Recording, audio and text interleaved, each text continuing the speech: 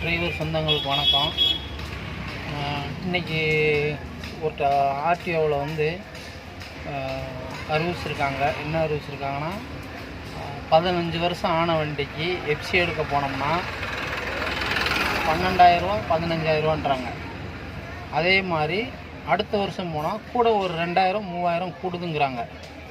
இது எதனாலன்னு பார்த்தீங்கன்னா, நம்ம ஒரு டிரைவர்னால் நல்லா புரிஞ்சுக்கங்க. நம்ம அன்றாடு பொழப்பு ஓட்டுறதுக்காண்டி ஒரு டாட்டா ஏசி, ஒரு லைலாண்டு, தோஸ்து இது மாதிரி தான் வச்சுருப்போம். இப்போ நம்ம வந்து 15 வருஷத்துக்கு மேலே வண்டி ஓட்டினா இவ்வளோ ஆகுன்றாங்க. அப்போ நம்ம கேள்வி வந்து, ஒரு ஷோரூமுக்கு போனால் அந்த ஷோரூம்காரன்ட்டு கேட்கணும், 15 வருஷத்துக்கு மேலே போனால் எங்களுக்கு வண்டி இவ்வளோதான் இவ்வளோ கட்டணுங்கிறாங்க. இப்போ நீங்கள் எங்களுக்கு 15 வருஷத்துக்கு என்ன வேல்யூ அதை கொடுங்க, இல்லைன்னா 15 வருஷம் கழித்து எங்களுக்கு இந்த வேல்யூ போட்டு எடுத்துக்கிறீங்களா?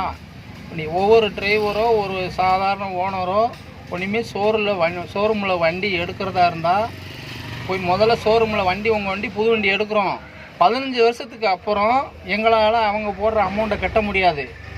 15 வருஷத்துக்கு அப்புறம் இந்த வண்டி நீங்கள் ரீவேல்யூ எங்களுக்கு எவ்வளோ எடுப்பீங்க அப்படின்னு கேளுங்க. டிரைவரெல்லாம் நல்லா புரிஞ்சுக்கங்க. நம்ம வந்து இப்போ விற்கிற விலைவாசிக்கு 10 லட்ச ரூபா எடுத்து நம்ம 15 வருஷத்துல எடுக்க முடியாது. 10 லட்ச ரூபா 13 லட்ச ரூபா வந்துடுது. அதுக்கான வட்டியை பாருங்கள். நம்ம அன்றாடம் நம்ம வீட்டு செலவு பார்க்கணும், ஃபுல்லாக படிப்பு பார்க்கணும். அதுவாசி ஒவ்வொரு டிரைவரோ ஒரு டாட்டா ஏசி, பிக்கப்பு, தோஸ்து எடுக்கிறவங்கலாம் ஒன்றுமே சிந்திச்சு எடுங்க. நல்லா பாருங்கள். இந்த 4-5 வருஷமாக முதல்லலாம் ரன்னிங்கில் வருவாங்க. அவங்கவுங்க ஸ்டாண்டுக்கு வந்து எங்கள் வண்டி எடுங்க, உங்களுக்கு நான் இவ்வளோ டிஸ்கவுண்ட்டு தரோன்னு சொல்லுவாங்க. இப்போ இந்த ஒரு 4 வருஷமாக யாருமே வரல பாருங்கள். நல்லா பார்த்துக்கோங்க. இப்போ அவங்க நம்மளை தேடிட்டு வரட்டோன்னா அவங்க இந்த மாதிரி ஆர்டர் போட்டு எல்லாம் ரெடி பண்ணி வச்சுருக்காங்க. அதுவாசி நம்ம வந்து சின்ன ஓனர், அதாவது கடன் வாங்கி செய்கிறோம். இது இந்த லாரிக்காரங்கள்லாம் அவங்களுக்கு வந்து கடன் கொடுக்கறதுக்கு பேங்கு வந்து தானாக போகும். நமக்கெல்லாம் அப்படி கிடையாது. அது மாதிரி நல்லா சிந்திச்சு எடுங்க. ஒன்றுமே வண்டி எடுக்க போகிறதா இருந்தால் டிரைவர்கள் ஒரு வண்டி எடுத்து வண்டி ஓட்டுவோம், அடுத்தவங்கள்ட்ட ஓட்டக்கூடாது அப்படின்னு நினைக்கிறவங்க எல்லாருமே நான் சொல்கிறேன், ஒரு ஆளுக்கு சொல்லலை, எல்லா டிரைவர் ஓனர்களுக்கும் சொல்கிறேன். ஷோரூமில் எடுக்கும்போதே கேள்வியை கேளுங்க, வெளியில் கேட்க வேணாம். அவங்க வந்து அதிகாரி ஆர்டி ஆஃபீஸில் நம்ம பேசவே முடியாது. அவங்க ஆர்டர் போடுறதையும் செய்கிறாங்க. இது வந்து அரசியல் சூழ்ச்சி, அப்படித்தான் சொல்லுவேன். நல்லா பார்த்துங்க. நம்ம எடுக்க நம்ம பொழப்பு ஓட்டுறோமா, ஷோரூமில் கேளுங்க. ஷோரூமில் 15 வருஷம் கழித்து நீங்கள் இப்போ கட்டுறதோட எக்ஸ்ட்ரா வாங்குறாங்க. அதாவது அப்போனா நீ 15 வருஷம் கழித்து எங்கிட்ட இந்த வண்டி என்ன வேல்யூ எடுப்ப அப்படி கேட்டுட்டு எல்லாமே வண்டியை எடுங்க.